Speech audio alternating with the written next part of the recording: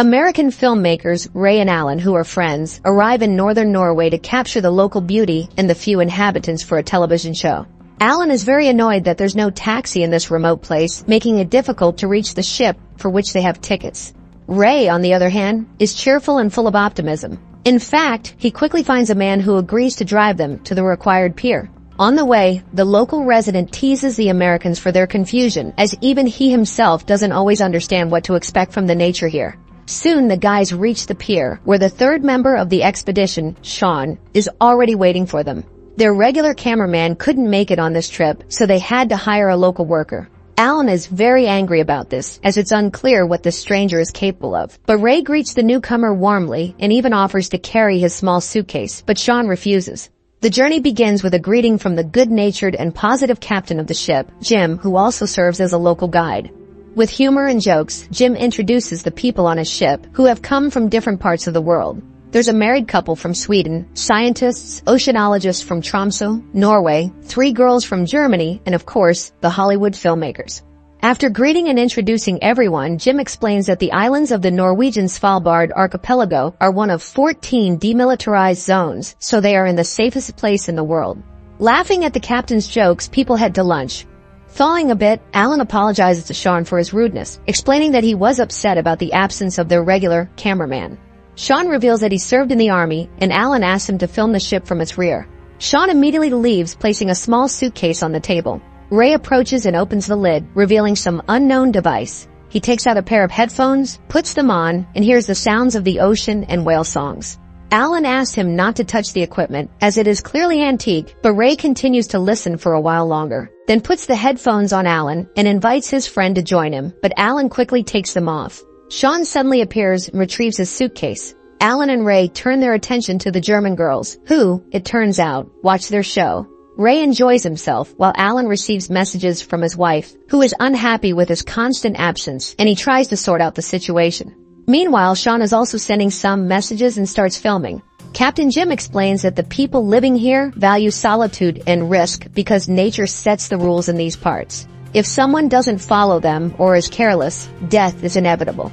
At this time, Ray notices a bird perched on the ship's railing with its eyes gouged out, but it flies away, and Ray thinks he imagined it. Later, the filmmakers get to know the scientists from Tromsø, who talk about the possible consequences of electromagnetic storms for the entire Earth's population. Ray notices that Alan is sad, looking at the married couple at the corner table, and tries to cheer him up, thinking that his wife is just scaring him. But Alan reveals that his wife is unhappy with his work. She doesn't like that he's always traveling and even threatens divorce. Now he wonders if his show is worth the loss of his marriage and children. At this moment, cries are heard outside. The guys run to the deck and see a female walrus killing her calf on a nearby ice floe. People are horrified, and Captain Jim advises everyone to go inside. He himself has never seen anything like it and considers it a strange incident. Later, Jim distracts the tourists with stories about striped whales, which Norwegians used to hunt, and lightens the mood a bit. Suddenly, Alan feels unwell and goes to the restroom. Ray hesitates but follows him. The others relax, enjoy barbecue, chat, and laugh. Sean films the surroundings. Suddenly, he hears a strange sound, and the power on the ship goes out. At this time, Alan and Ray come out on deck. Strangely, there are no people around. Their personal belongings, dishes with food, and various small items are in place, but the tourists are nowhere to be seen. The men go to the bridge, but Jim is not there either. Worried, the guys search the ship, but it's completely empty. Ray starts to recall the situation and realizes that everyone disappeared when the ship lost power. Sean approaches them, saying that he was also in the restroom. He doesn't believe that the people disappeared and even suspects his friends of playing a prank. But the guys are too serious, and the cameraman goes to check the engine room.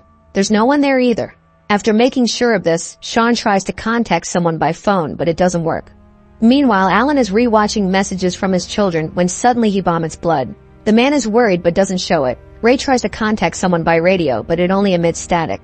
Nevertheless, he reports everything, hoping that someone will hear him.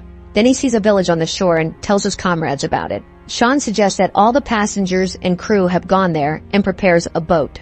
Meanwhile, Alan inspects the belongings of the missing tourists on deck, finds a camera and puts it in his pocket. Ray notices blood on his t-shirt and sees a wound on his neck, but Alan doesn't remember where and when he got it. Ray takes him below to wash and bandage the wound. Later they go out on deck and see Sean packing things into the boat. A rifle is slung over his shoulder, which surprises Ray. Nevertheless, they board the boat and sail to the shore. After landing, Sean asks the men to stay together, fearing the many bears in the area. They head towards the houses, but everything is deserted. It becomes clear that this is an abandoned town, built by Soviet workers during the USSR era. Soon they find an intact-looking sports complex building and explore it. After wandering through the empty quarters, the men find themselves in an empty swimming pool.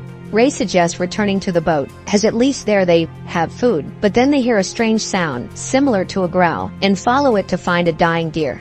The guys return to the gym.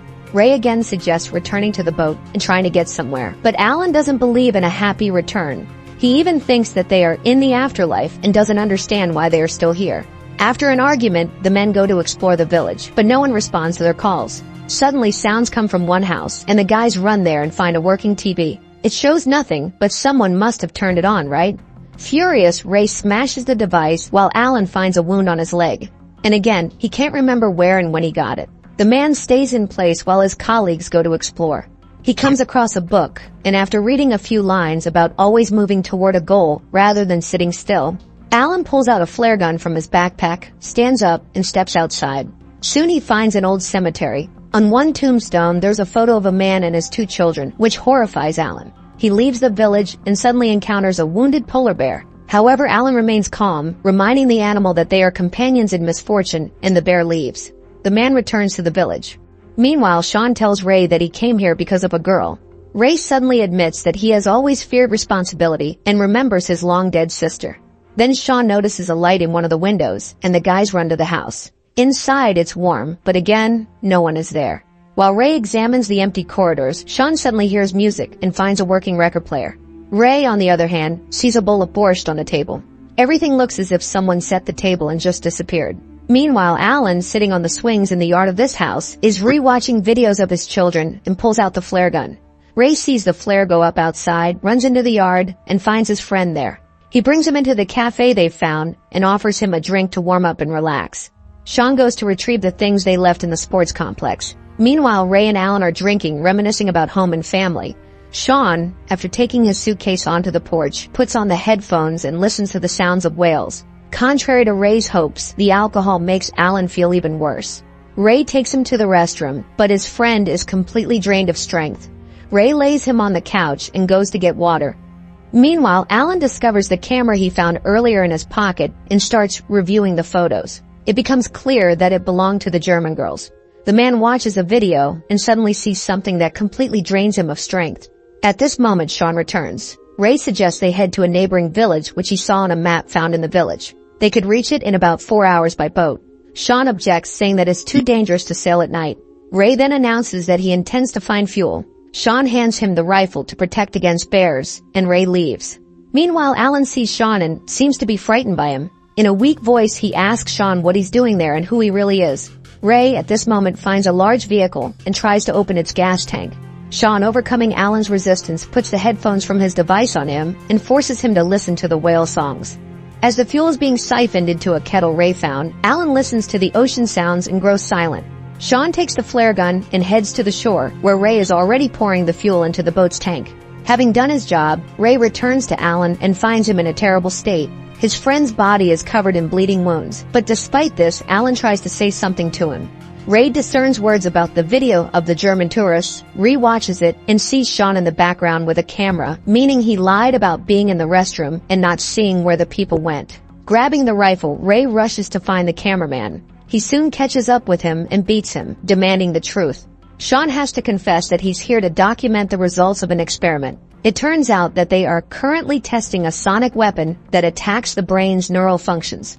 Sean is just a hired hand, paid to film the process. The people on the ship vanish before his eyes, although they were supposed to be just disoriented. Ray doesn't believe it, but Sean has no other answers. His headphones work with the opposite vibration, serving as a kind of vaccine. Ray recalls that he also listened to them, and Alan, although much less. Sean admits that he recently let his friend listen to the sounds, but they can no longer cure him. Sean was supposed to contact his employers by phone, but there's no signal. Ray returns to Alan, who is getting worse. Sean follows behind. After resting a bit, Ray begins to treat his friend's wounds, promising that they will soon get out of there. Alan asks him to take care of his family, but Ray assures him that he will see them himself in a couple of days. Alan asks his friend to leave him there and escape on his own. He asks for the phone so he can record one last message for his children. Ray is outraged. He would never do such a thing, but he gives him the phone. Alan, gathering his strength, makes a video saying goodbye to his loved ones. Ray returns to his friend, takes the phone, and heads to the pier. He places the camera in a waterproof orange pouch and throws it into the sea. Then he goes ashore, where Sean is checking the boat's motor. Later, he tells Ray that this job was offered to him by an old friend who knew about his financial troubles, and Ray advises him to spend the money wisely. At this moment, they hear a sound. Ray prepares the rifle, but Sean asks him to wait. The guys run, fearing a bear, and find themselves outside the town, where Sean's phone suddenly turns on, delivering a message that they will be picked up in 30 minutes.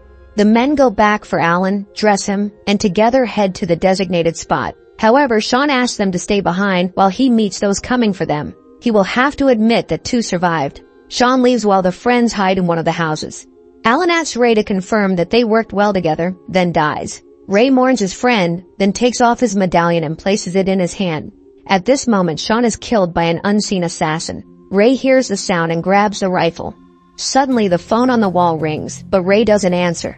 The ringing echoes through the dead town as the man hides from those who were supposed to save them. After the credits, footage shows the orange pouch with the camera floating in the sea. The plot, which started so intriguingly, ends up leading nowhere. The mystery turns out to be painfully simple, and the characters meet an expected demise. On the bright side, the first half of the film showcases very beautiful views of the northern nature, promising something fantastic.